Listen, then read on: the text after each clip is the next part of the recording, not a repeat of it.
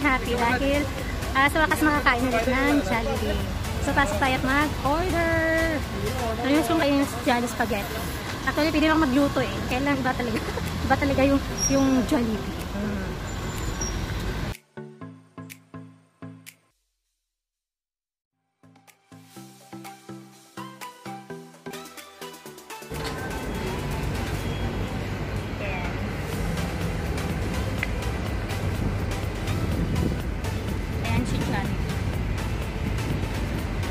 First time ko ulit. Ay, second time ko na pala napunta dito.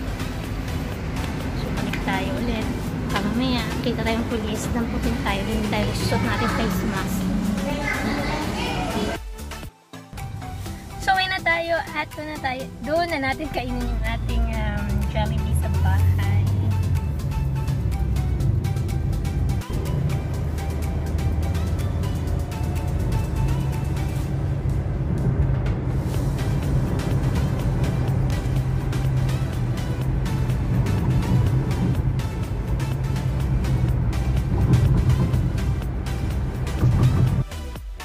So, ito na yung ating Jollibee.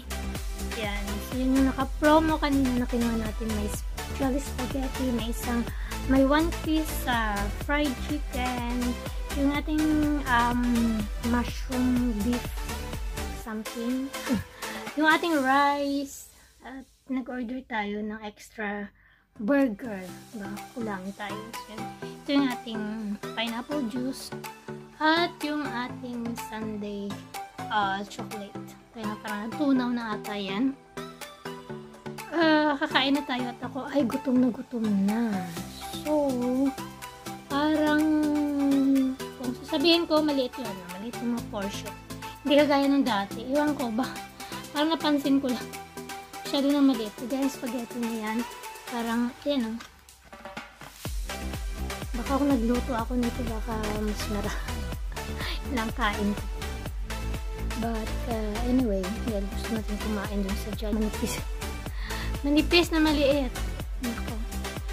So parang hindi tayo makontento niyan. Sobrang liit ng kanilang portion. Hindi ko alam kung ano nangyari. So kakain na tayo dahil tayo ay gutom na. So kain na tayo. Kanina tayo gutom. Kainay lang yung ating AC.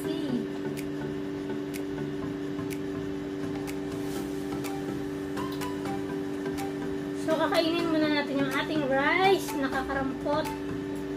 Sabay. 1 cup ba ito? Parang hindi siya 1 cup.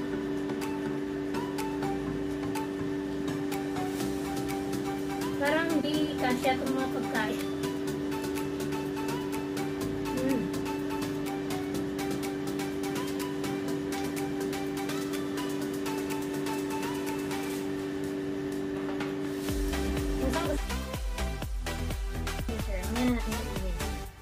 Thank you so much guys, Team PTP, Team PTP, Team Kaberks, Team Kabayan sa premiere support ko ngayon, Team PTP Primetime Premiere.